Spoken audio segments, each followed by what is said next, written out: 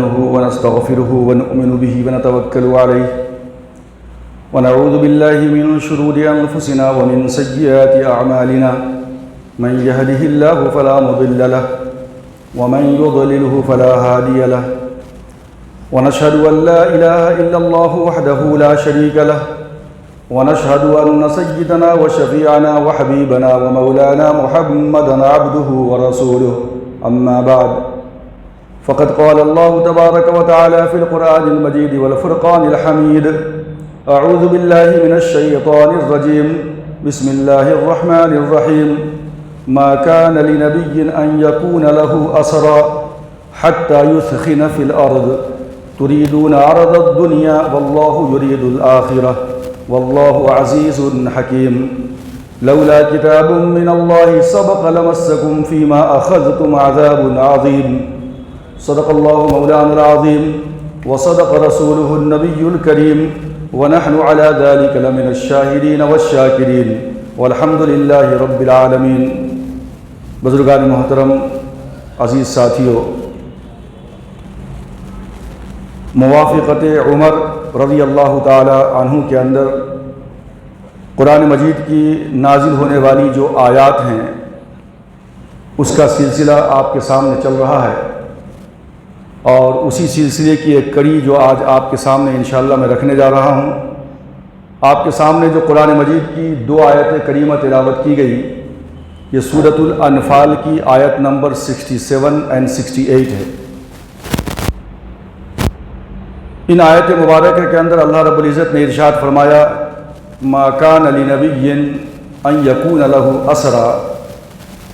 کسی نبی کے لیے یہ سزاوار نہیں کہ اس کے پاس قیدی ہوں، حتی یثخن فی الارض، یہاں تک کہ وہ زمین کے اندر بہت اچھی طرح خون ریزی کر لے. تریدون عرض الدنیا واللہ یرید الآخرہ، تم لوگ دنیا کی مال و دولت چاہتے ہو اور اللہ تمہارے لیے آخرت کو چاہتا ہے. واللہ عزیز حکیم، اور اللہ تبارک و تعالی غلبہ والا اور حکمت والا ہے. لولا کتاب من اللہ سبق، اگر اللہ تبارک و تعالیٰ کی جانب سے یہ بات پہلے سے مقدر نہ ہوئی ہوتی، لمسکم فیما اخذتم عذاب عظیم، تو جو کچھ تم نے لیا ہے اس کے بدلے اللہ تبارک و تعالیٰ تمہیں بہت سخت عذاب کے اندر گرفتار کر لیتا. مفسرین کرام، کامنٹیٹرز آف دی ہولی قرآن کا یہ کہنا ہے کہ یہ آیت کریمہ میدان بدر کے اندر ان 70 گرفتار شدہ قیدیوں کے متعلق ہے کہ ان قیدیوں کو یا تو رہا کیا جائے یا ان قیدیوں کی گردنیں اڑا دی جائیں. اور اس فیصلے کے اندر، اس مشورے کے اندر سیدنا عمر فاروق رضی اللہ تعالیٰ عنہ کی رائے یہ تھی کہ ہر اس قیدی کو ہر وہ شخص قتل کر دے کہ جس کا وہ رشتہ دار ہے. عمر فاروق نے کہا کہ جو میرے رشتہ دار ہیں قیدی، مجھے حوالے کیا جائے میرے کہ میں اس کی گردن اڑا دوں. حضرت عقیل رضی اللہ تعالیٰ عنہ حضرت علی کرم اللہ وجہہ کے بڑے بھائی میدان بدر میں کافروں کی طرف سے قیدی بنا کر گرفتار کر کے لائے گئے تھے. حضرت عمر فاروق نے کہا کہ حضرت عقیل کو حضرت علی کے حوالے کیا جائے تاکہ حضرت علی رضی اللہ عنہ حضرت عقیل کی گردن اڑا دیں. اور اسی طریقے سے حضرت عباس رضی اللہ تعالیٰ عنہ ایمان نہیں لائے تھے، میدان بدر میں مشرکوں کی جانب سے آئے اور قیدی بنا کر مدینے لائے گئے. لہٰذا حضرت عباس رضی اللہ عنہ کو حضرت حمزہ رضی اللہ تعالیٰ عنہ کے حوالے کیا جائے، کیونکہ وہ ان کے بھائی ہیں، اللہ کے رسول کے چچا ہیں. لہٰذا حضرت عباس کی گردن حضرت حمزہ رضی اللہ تعالیٰ عنہ اڑا دے تاکہ کفر و شرک کا جو بول بالا ہے وہ ختم ہو جائے، ہمیشہ کے لیے کفر کی کمر ٹوٹ جائے. اگر ان قیدیوں کو چھوڑ دیا جائے کچھ مال لے کر کے، فدیہ لے کر کے، تو بہت ممکن ہے کہ پھر آئندہ یہ مکہ جانے کے بعد مسلمانوں کے خلاف پھر سے محاذ آرائی کریں گے اور یہ پھر سے اپنی طاقت و قوت کو بڑھا کر کے مسلمانوں کے خلاف پھر سے یہ صف آرا ہوں گے، لہٰذا ان کا قلعہ یہیں قمع کر دیا جائے۔ حضرت ابو بکر صدیق رضی اللہ تعالیٰ عنہ کی رائے یہ تھی کہ یہ ہمارے ہی بھائی بند ہیں، رشتہ دار ہیں، لہٰذا ان کو فدیہ لے کر کے جانے دیا جائے، چھوڑ دیا جائے۔ حضرت سہیل ابن عمر رضی اللہ تعالیٰ عنہ جنگ بدر کے موقع سے اسلام لائے ہیں، اور صلح حدیبیہ سن 6 ہجری کے اندر جو آپ کے سامنے میں نے تفصیل رکھی تھی، اس میں مکے کے بہت بڑے خطیب تھے یہ عمر بن سہیل بن عمر۔ عمر فاروق نے کہا کہ سہیل بن عمر جو مجلسوں کے اندر، مجمعوں کے اندر بیٹھ کر کے رسول اکرم صلی اللہ علیہ وسلم کی ہجو کرتا ہے، آپ کی برائی بیان کرتا ہے، اللہ کے رسول آپ حکم دیں کہ سہیل بن عمر کے نیچے کے 2 دانت میں توڑ ڈالوں تاکہ اس کی زبان حرکت نہ کرے اور آپ کے خلاف یہ گستاخی کے کلمات نہ نکال سکے۔ اللہ کے رسول کی رحمت پہ قربان جائیے، آپ نے فرمایا کہ اے عمر انہیں چھوڑ دو، ہو سکتا ہے کہ یہ ہمارے لیے کسی دن خوشخبری کا باعث بن جائے۔ صلح حدیبیہ کے اندر خوشخبری کے باعث بنے، یہی سامنے تھے مکے والوں کی جانب سے، اور یہ حدیبیہ کے اندر جو ٹریٹی سائن ہوئی ہے مدینہ اور مکہ والوں کے درمیان، یہ بیچ میں حضرت سہیل بن عمر تھے، اور بعد میں چل کر کے فتح مکہ کے موقع سے یہ اسلام لا لیے۔ حضرت عباس رضی اللہ عنہ بھی ایمان لائے بعد میں، حضرت عقیل رضی اللہ تعالیٰ عنہ بھی بعد میں ایمان لائے۔ قیدیوں میں محمد رسول اللہ صلی اللہ علیہ وسلم کے داماد بھی تھے، حضرت ابو العاص بن ربیع، یہ بھی ایمان نہیں لائے تھے، اور ان کو اللہ کے رسول نے چھوڑ دیا۔ واقعہ آپ کے سامنے اس سے پہلے بھی آ چکا ہے کہ زینب جو بڑی صاحبزادی تھی اللہ کے رسول کی، اور مکے کے اندر ان کا نکاح ہو چکا تھا، اور حضرت ابو العاص جو تھے یہ حضرت خدیجہ رضی اللہ تعالی عنہ کے گویا کہ سمجھیے بھانجے تھے، حضرت خدیجہ کی بہن کے لڑکے تھے ابو العاص۔ اللہ کے رسول نے فرمایا کہ اگر تم لوگ اس بات کی اجازت دو کہ میں اپنے داماد کو چھوڑ دوں، جانے دوں اور کچھ نہ لوں، چونکہ ان کو فدیہ دینے کے لیے کچھ نہیں تھا ان کے پاس،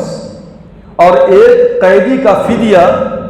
1000 سے 4000 درہم متعین کیا گیا تھا۔ جو لوگ بالکل نادار تھے ان کو یوں ہی چھوڑ دیا گیا، اور جو پڑھے لکھے تھے ان کے ذمے مدینہ کے 10 بچوں کی پڑھائی لکھائی کا ذمہ دیا گیا کہ 10 بچوں کو یا بڑوں کو پڑھنا لکھنا سکھا دو جو پڑھے لکھے ہیں، یہی تمہارا فدیہ ہوگا، اور اس کے بعد تم آزاد ہو۔ مکے کے اندر اللہ کے رسول کی صاحبزادی حضرت زینب تھی، ان کو پتہ چلا کہ شوہر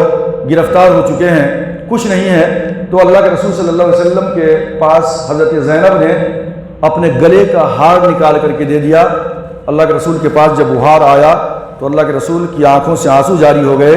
اور اللہ کے رسول کو اصل میں خدیجہ کی وہ محبت جو 20-25 سال پہلے کا واقعہ تھا کہ شادی کے موقع سے ماں نے اپنی بیٹی کو بطور تحفہ کے اپنا ہار پیش کیا تھا، یہ وہی ہار تھا۔ اللہ کے رسول کو خدیجہ کی یاد آ گئی اور آنکھوں سے آنسو جاری ہو گئے، اور صحابہ سے مشورہ کیا کہ اگر تم کہو تو میں یہ ہار بھی اپنی بیٹی کو واپس کر دوں۔ صحابہ کرام رضوان اللہ تعالیٰ علیہم اجمعین نے اپنے سر تسلیم کو خم کر دیا، اور اللہ کے رسول نے ابو العاص اپنے داماد کو اس ہار کے ساتھ مکہ واپس کر دیا، واپس بھیج دیا، لیکن ایک شرط رکھی، چونکہ جس دن اللہ تبارک و تعالیٰ نے بدر کی کامیابی دی تھی مسلمانوں کو، اور اللہ کے رسول اللہ کی کبریائی اور بڑائی بیان کرتے ہوئے مکے یعنی مدینے میں داخل ہو رہے تھے بدر سے واپسی میں، تو اسی دن اللہ کے رسول کی صاحبزادی حضرت رقیہ رضی اللہ تعالیٰ عنہ کو لوگ جنت البقیع کے اندر ان کی قبر کے اندر مٹی ڈال رہے تھے۔ آپ کو معلوم ہے کہ حضرت عثمان غنی رضی اللہ تعالیٰ عنہ میدان بدر میں شریک نہیں ہوئے تھے، جنگ بدر میں اللہ کے رسول نے ان کو مدینے میں یہ کہہ کر چھوڑ دیا تھا کہ تم جو ہے اپنی بیوی کی یعنی حضرت رقیہ کی دیکھ بھال کرو، وہ بہت بیمار تھی۔ تو اس طریقے سے اللہ کے رسول کے سامنے سے بیٹی جا چکی تھی، اس کا بھی بڑا قلق افسوس تھا، لہٰذا اپنے داماد ابو العاص سے یہ کہا کہ مکے جانے کے بعد میری بیٹی زینب کو تم مدینہ واپس بھیج دو۔ تمام کی تمام بیٹیاں اسلام لا چکی تھیں، لیکن جو ابو العاص تھے یہ ابھی تک ایمان نہیں لائے تھے۔ ابو العاص گئے، کئی سالوں کے بعد فتح مکہ سے پہلے اپنا بہت سارا سرمایہ جمع کر کے ملک شام تشریف لے گئے تجارت کے لیے، اور جب وہاں سے واپس آ رہے تھے تو مدینہ کے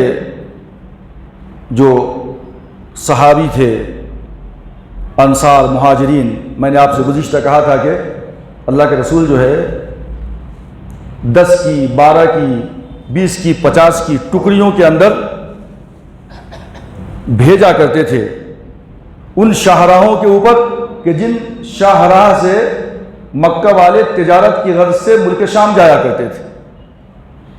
اور مکہ والوں کو سب سے بڑا غرور یہی تھا،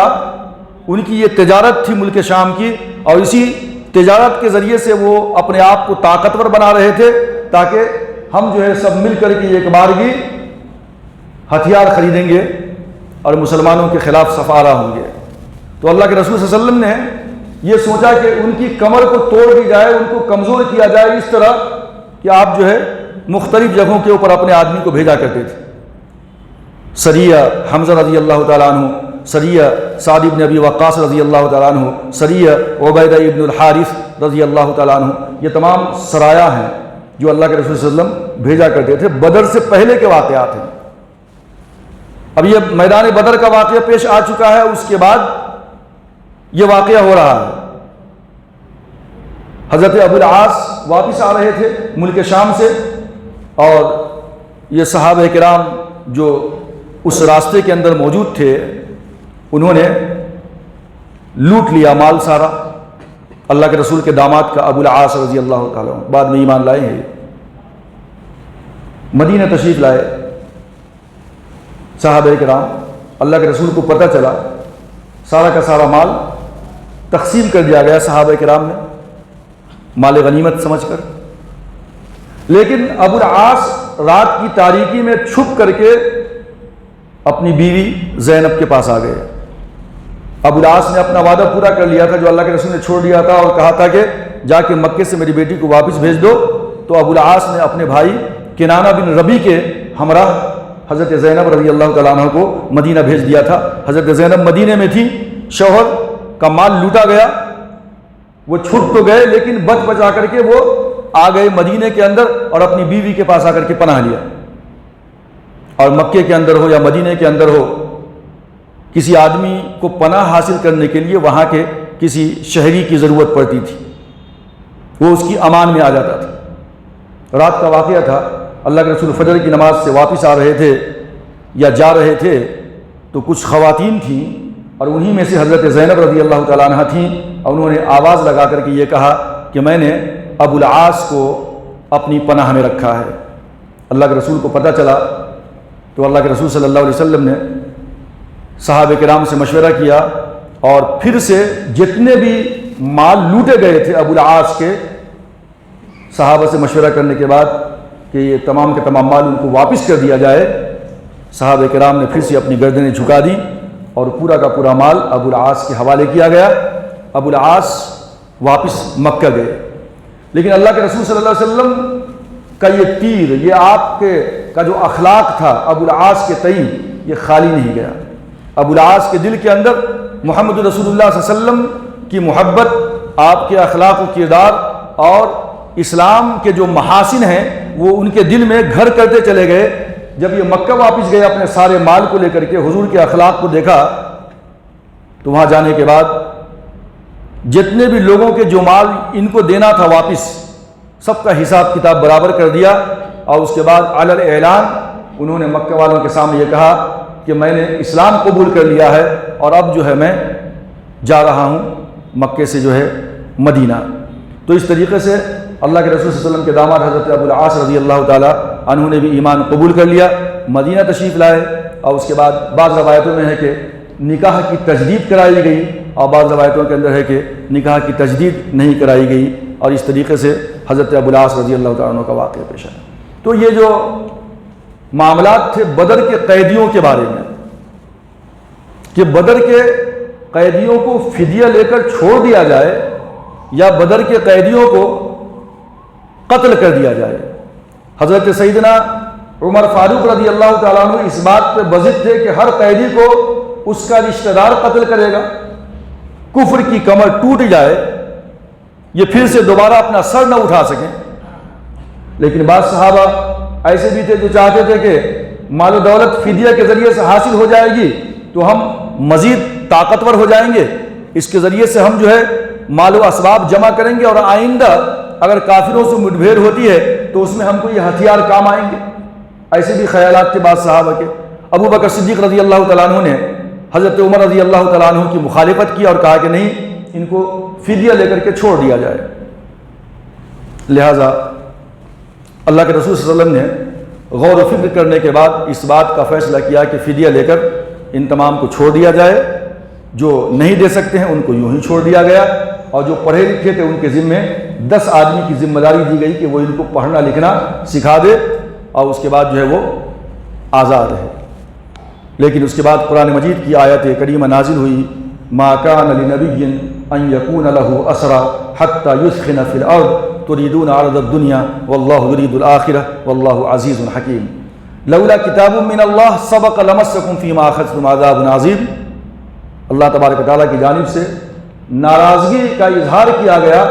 سورہ انفال کی ان 2 آیتوں کے اندر کہ اگر اللہ کا عذاب نازل ہو جاتا فدیہ لینے کی وجہ سے تو کوئی نہیں بچتا سوائے عمر بن خطاب کے، چونکہ یہ کہہ رہے تھے کہ تمام کے تمام قیدیوں کو قتل کر دیا جائے۔ اللہ کے رسول صلی اللہ علیہ وسلم نے ایسا فیصلہ کیوں کیا؟ ایک تو آپ کی رحمت تھی، اور دوسرے یہ کہ یہ آپشن بھی تھا آپ کے پاس، چونکہ قرآن مجید نے سورہ محمد کے اندر آیت نمبر 4 کے اندر آلریڈی پہلے سے سورہ محمد کی آیت نازل ہو چکی تھی کہ فَإِذَا لَقِيتُمُ الَّذِينَ كَفَرُوا فَضَرْبَ الرِّقَابِ حَتَّى إِذَا أَثْخَنْتُمُوهُمْ فَشُدُّوا الْوَثَاقَ فَإِمَّا مَنًّا بَعْدُ وَإِمَّا فِدَاءً حَتَّى تَضَعَ الْحَرْبُ أَوْزَارَهَا ذَلِكَ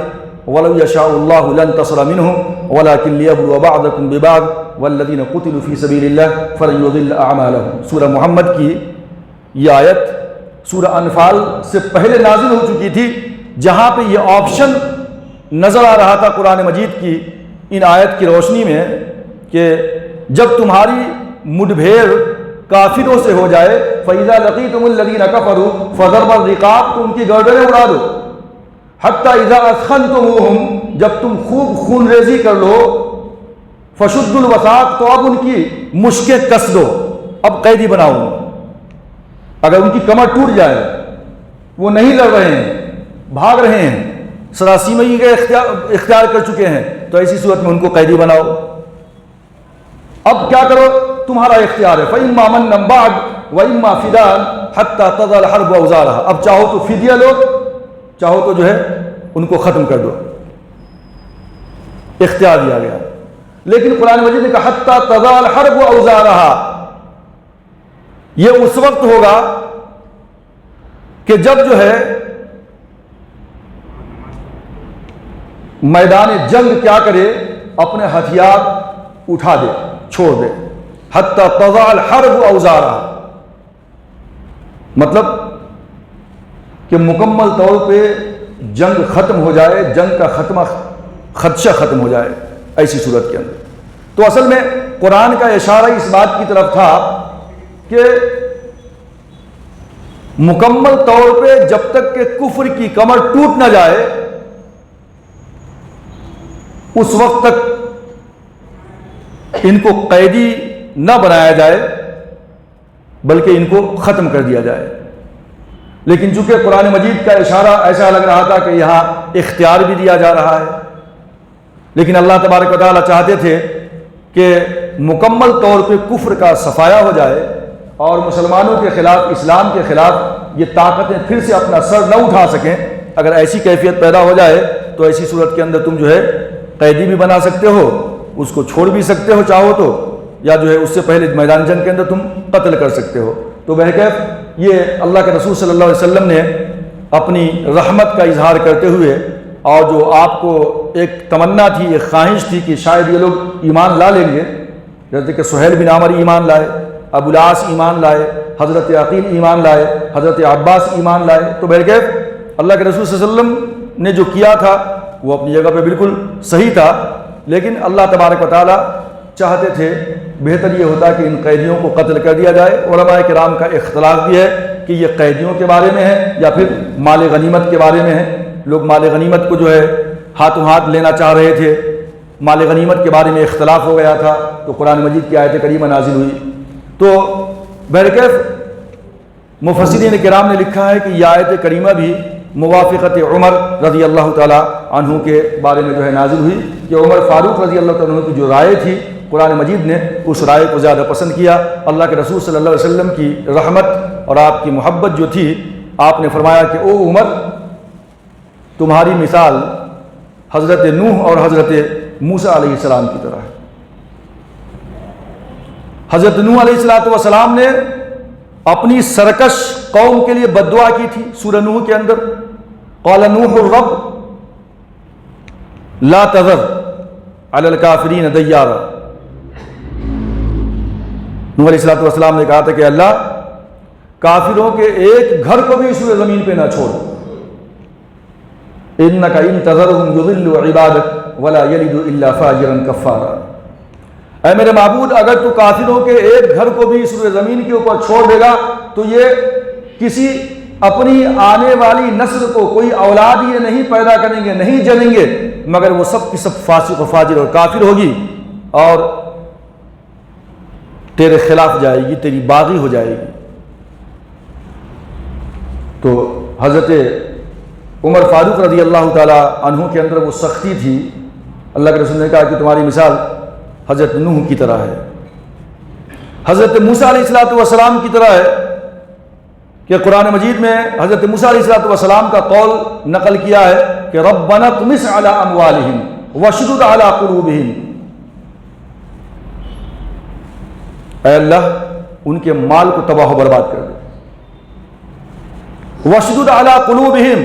اور یہ اتنے زیادہ گمراہی کے اندر مبتلا ہو چکے ہیں کہ اب ان کے قلب کے اوپر تو جو ہے مہر لگا دے، اب یہ جو ہے کسی بات کو سننے کے قابل نہ ہو۔ عاجز آ گئے تھے موسیٰ علیہ السلام، یہاں تک کہ یہ اللہ کے عذاب کو دیکھ لیں، دردناک عذاب۔ تو اللہ کے رسول نے فرمایا کہ او ابو بکر صدیق، تمہاری مثال حضرت ابراہیم اور حضرت عیسیٰ علیہ السلام کی طرح ہے۔ ابراہیم علیہ السلام نے رب انہن اضللن کثیرا من الناس فمن تبعنی فانہ منی ومن عصانی فانک غفور الرحیم، کہ یا اللہ جو میری اتباع کرنے والے ہیں ان کا تعلق تو مجھ سے ہے، اور جو میری نافرمانی کرنے والے ہیں تو بہت بڑا بخشنے والا مہربان ہے، تو چاہے تو ان کو بھی بخش سکتا ہے۔ تو جو گنہگار ہیں یا اللہ تیری مرضی تو ان کو بھی بخش سکتا ہے۔ قیامت کے دن حضرت عیسیٰ علیہ السلام کا قول قرآن مجید نے نقل کیا کہ ان تعذبہم فإنہم عبادک وإن تغفر لهم فإنک انت العزیز الحکیم۔ عیسیٰ علیہ السلام کہیں گے کہ اے اللہ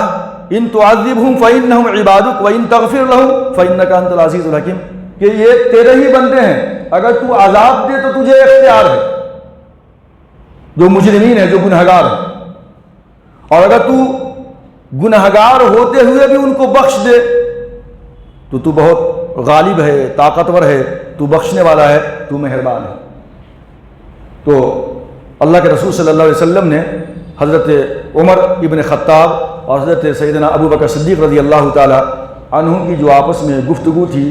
میدان بدر کے قیدیوں کے بارے میں، اس کے بارے میں قرآن مجید نے اس طریقے سے جو انبیاء کرام علیہم السلام کی گفتگو کو نقل کیا تھا۔ اللہ کے رسول صلی اللہ علیہ وسلم نے کہا کہ تمہاری مثال اے عمر حضرت موسیٰ کی طرح ہے، حضرت نوح کی طرح ہے، اور اے ابو بکر صدیق تمہاری مثال حضرت ابراہیم اور حضرت عیسیٰ علیہ السلام کی طرح ہے۔ گزشتہ آپ کے سامنے میدان بدر کی ایک جو ہے کڑی آپ کے سامنے میں نے ذکر کیا تھا، جہاں پہ عتبہ، شیبہ اور ولید کا خاتمہ ہوا تھا۔ جنگ کا طریقہ اس زمانے میں یہ تھا کہ عام جنگ شروع ہونے سے پہلے جو بہت بڑا سورما لیڈر ہوا کرتا تھا وہ دعوت مبارزت دیتا تھا سامنے والے کو، کون ہے جو میرے مقابلے میں آئے گا، ان کے مقابل کا ہونی چاہیے۔ عبداللہ بن رواحہ کو اللہ کے رسول نے بھیجا تھا، حضرت عوف کو بھیجا تھا، عبیدہ کو بھیجا تھا، یا کسی اور صحابی کو عبیدہ کی جگہ پہ، تو انہوں نے کیا کہا تھا کہ نہیں تم لوگ تو مدینہ کے رہنے والے ہو، کھیتی کرنے والے، تم ہم سے کہاں لڑ سکتے ہو، ہمارے مقابل کا ہونی چاہیے۔ تو اللہ کے رسول نے پھر حضرت علی رضی اللہ تعالیٰ عنہ کو بھیجا تھا، حضرت حمزہ رضی اللہ تعالیٰ عنہ کو بھیجا تھا، اور حضرت عبیدہ کو بھیجا تھا۔ عتبہ میں نے کہا تھا کہ بڑا ہی صاحب فراست تھا، لڑنا نہیں چاہتا تھا، لیکن یہ جو ہے غیرت دلاتا تھا ابو جہل کہ اچھا عتبہ تمہارا بیٹا حذیفہ تو مسلمان ہے محمد صلی اللہ علیہ وسلم کے ساتھ، بیٹے کو سامنے دیکھ کر کے محبت آ گئی ہے، بزدلی پیدا ہو گئی ہے تمہارے اندر، اس لیے نہیں لڑنا چاہتے ہو۔ اب یہ عربوں کا دستور تھا کہ کوئی اس طرح کی عار اور شرم دلا دے تو وہ رکتے نہیں تھے۔ اب سب سے پہلے بڑھ کر کے عتبہ ہی سامنے آ گیا، بھائی کو بھی، شیبہ کو بھی لا لیا، اور اپنے بیٹے ولید کو بھی سامنے لا لیا۔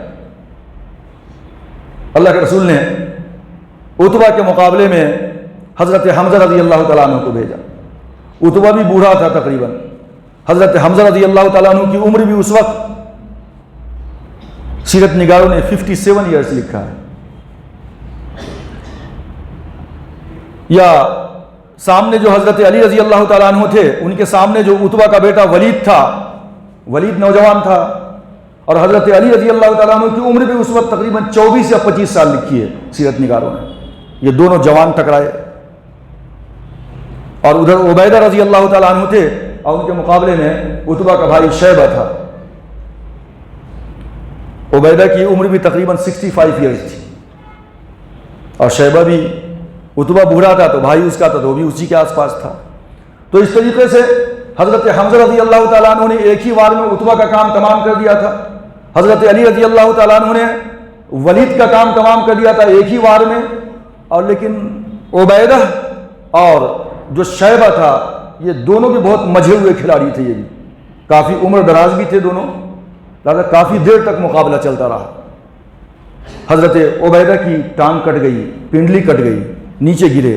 حضرت حمزہ نے دیکھا، حضرت علی رضی اللہ تعالیٰ عنہ نے دیکھا تو لپک پڑے شیبہ کی طرف اور عبیدہ کی مدد کی، اور اس کے بعد شیبہ بھی جہنم رسید ہو گیا۔ حضرت عبیدہ کو اٹھا کر اللہ کے رسول کے پاس لایا گیا۔ حضرت عبیدہ نے اپنا چہرہ اللہ کے رسول کے قدموں کے اندر ڈال دیا اور فرمایا کہ اللہ کے رسول کیا میں شہید نہیں ہوں؟ اللہ کے رسول نے فرمایا کہ بالکل تمہیں شہادت کا درجہ ملے گا۔ واپسی میں بدر سے جاتے وقت راستے میں حضرت عبیدہ رضی اللہ تعالیٰ عنہ کا انتقال ہو گیا۔ یہ جنگ بدر کے اندر جو شروعاتی دور تھا یہ لڑائی کا، لیکن ادھر 313 تھے اور سامنے 950 یا 1000 کا مجمع تھا۔ ادھر 2 گھوڑے تھے، ادھر جو ہے 200 گھوڑے تھے، ادھر مسلمانوں کی طرف صرف 70 اونٹ تھے اور کافروں کے پاس 700 اونٹ تھے۔ تلواریں بھی بہت کم تھیں مسلمانوں کی جانب، لہٰذا یہ مقابلہ ایسا محسوس ہو رہا تھا کہ لمحوں کے اندر چیونٹیوں کی طرح مکہ والے مسلمانوں کو جو ہے مسل ڈالیں گے، ختم ہو جائیں گے، لیکن اللہ تبارک و تعالیٰ کی مدد شامل حال رہی۔ وَلَقَدْ نَصَرَكُمُ اللَّهُ بِبَدْرٍ وَأَنْتُمْ أَذِلَّةٌ فَاتَّقُوا اللَّهَ لَعَلَّكُمْ تَشْكُرُونَ۔ تم بہت کمزور تھے میدان بدر کے اندر، اللہ نے تمہاری مدد فرمائی، فرشتوں کے ذریعے سے مدد فرمائی۔ سورہ انفال کے اندر اللہ نے فرمایا وَإِذْ يُرِيكَهُمُ اللَّهُ فِي مَنَامِكَ قَلِيلًا وَلَوْ أَرَاكَهُمْ كَثِيرًا لَفَشِلْتُمْ وَلَتَنَازَعْتُمْ فِي الْأَمْرِ وَلَكِنَّ اللَّهَ سَلَّمَ إِنَّهُ عَلِيمٌ بِذَاتِ الصُّدُورِ، کہ بڑے خوف زدہ ہو رہے تھے مسلمان اندر سے کہ بہت بڑی تعداد ہے سامنے، اللہ کے رسول خود پریشان تھے، ایسی دعائیں کر رہے تھے کہ میں نے کہا تھا کہ بغل کی سفیدی نظر آنے لگی۔ ابو بکر صدیق نے حضرت اللہ کے رسول صلی اللہ علیہ وسلم کو دیکھا تو پیچھے سے آ کر کے کمر کو پکڑ کے چمٹ گئے، بولے کہ اللہ کے رسول بس کیجئے، اللہ تبارک و تعالیٰ کے بارگاہ میں آپ نے بہت زیادہ جو ہے گریہ وزاری کر لی ہے، اللہ آپ کی دعا ضرور قبول فرمائے گا۔ یہ کیفیت تھی، بار بار آپ کی چادر آپ کے کندھے سے نیچے گر رہی تھی، ابو بکر صدیق اٹھا کے چادر کو آپ کے کندھے پہ رکھ رہے تھے، یہ کیفیت تھی۔ لیکن اللہ تبارک و تعالیٰ نے خواب میں بتلا دیا تھا کیا کہ ان کی فوج بہت کم ہے۔ اذ یریکہم اللہ فی منامک قلیلا، یاد کرو اس وقت کو جبکہ اس اللہ تبارک و تعالیٰ نے کافروں کی فوج کو تمہاری آنکھوں میں بہت کم بتلایا، ورنہ خوف زدہ ہو جاتے۔ وَلَوْ أَرَاكَهُمْ كَثِيرًا لَفَشِلْتُمْ وَلَتَنَازَعْتُمْ فِي الْأَمْرِ، اگر اللہ کافروں کی اس فوج کو تمہاری نگاہوں میں زیادہ کر کے بتاتا تو تمہاری ہمت پست ہو جاتی، لَفَشِلْتُمْ وَلَتَنَازَعْتُمْ، اور تم یہ جنگ لڑے یا نہ لڑے آپس کے اندر اختلاف پیدا ہو جاتا تمہارے درمیان۔ لیکن اللہ نے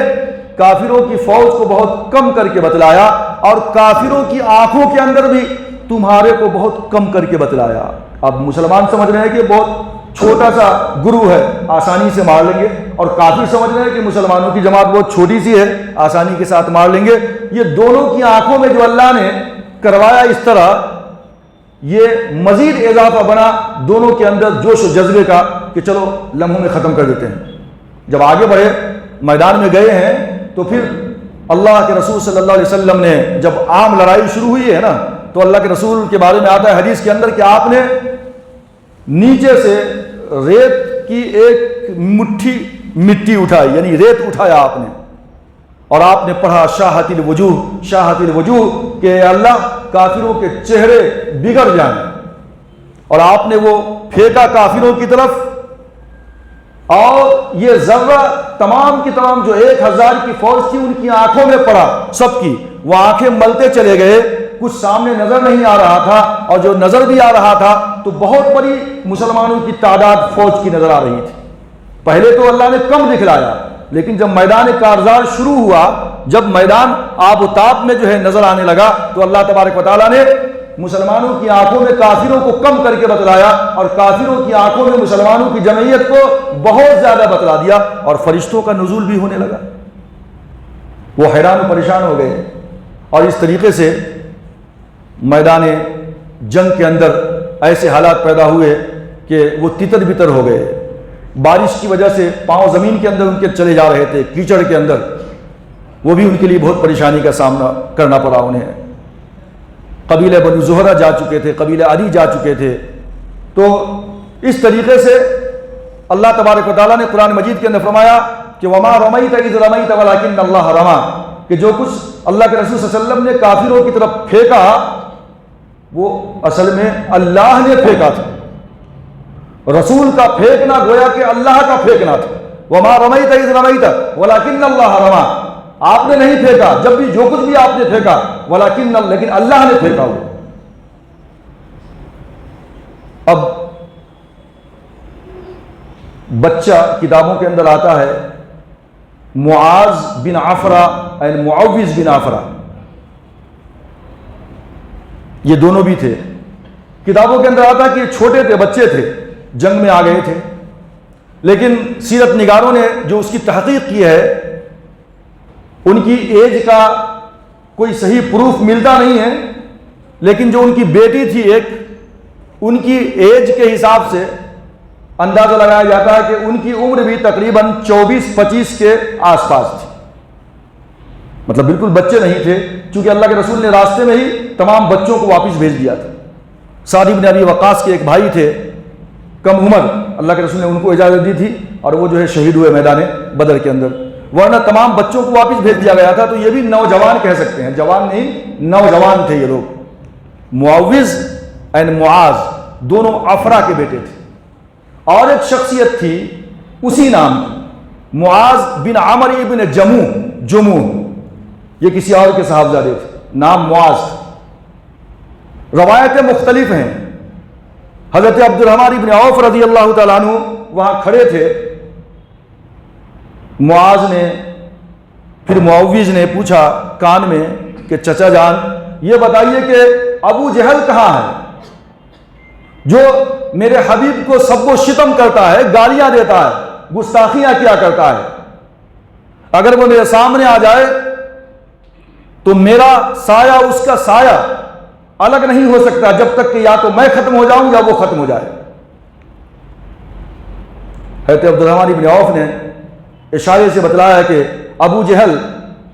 عتبہ کے، شیبہ کے، ولید کے ختم ہو جانے کے بعد اپنی جماعت کو اور زیادہ جوش دلا رہا تھا کہ عتبہ نے، شیبہ نے، ولید نے بہت جلد بازی کی لڑنے کے اندر، ڈرو مت، آگے بڑھو. معاذ کو، معوذ کو پتہ چلا وہی ابو جہل ہے. بتلایا عبد الرحمن بن عوف رضی اللہ تعالیٰ عنہ. لپک پڑے دونوں. ایک نے حملہ کیا معاذ بن عفرا نے ابو جہل کے اوپر. اس کا نام ابو الحکم تھا، عقل مندوں کا باپ. نام عمر ابن ہشام تھا، وہ عمر بن خطاب تھے، یہ عمر بن ہشام تھا. اللہ کے رسول نے کبھی اس کے لیے بھی اسلام کی دعا مانگی تھی، لیکن وہ حضرت عمر بن خطاب کی قسمت میں تھا. وہ مسلمان ہو گئے، یہ مسلمان نہیں ہوا، بہت کٹر تھا. لہذا حضرت اکرمہ ابن ابی جہل رضی اللہ تعالیٰ عنہ بعد میں اسلام لائے ہیں فتح مکہ کے موقع سے، یہ بھی موجود تھے. ابو جہل کا بیٹا، جاہلوں کا باپ. جب اسلام قبول نہیں کیا تو جاہلوں کا باپ کہلانے لگا. اللہ کے رسول نے کہہ دیا جاہلوں کا باپ ہے، حالانکہ بڑا عقل مند تھا. نام تھا عمر بن ہشام. تو حضرت معاذ بن عفرا نے یا معاذ بن عمر نے، دونوں میں سے کسی ایک نے حملہ کیا. اکرمہ ابن ابی جہل نے جب دیکھا کہ میرے باپ پہ حملہ ہو رہا ہے، ابو جہل کا بیٹا، تو اس نے معاذ بن عفرا کے رائٹ کندھے کے اوپر تلوار ماری اور ان کا شولڈر نکل گیا، تھوڑا سا چمڑا باقی تھا. شام تک یوں ہی لڑتے رہے. آتا ہے کتابوں کے اندر کہ جب بہت زیادہ تکلیف ہونے لگی اور لڑنے میں مشکلات ہو رہی تھی تو اپنے پاؤں کے نیچے اپنے ہاتھ کو ڈال کر کے کھینچ کر کے وہ شولڈر الگ کر دیا. حضرت عثمان غنی رضی اللہ تعالیٰ عنہ کی خلافت تک بھی زندہ تھے وہ. تو معاذ نے حملہ کیا، پھر دوسرے معاذ نے اس کے اوپر حملہ کیا. وہی دیکھتے وہ بھی اسی طاق میں تھے. معوذ جو معاذ بن عفرا کے بھائی تھے، معوذ، انہوں نے بھی حملہ کیا. اور ابو جہل جب زمین پہ گر گیا تو معوذ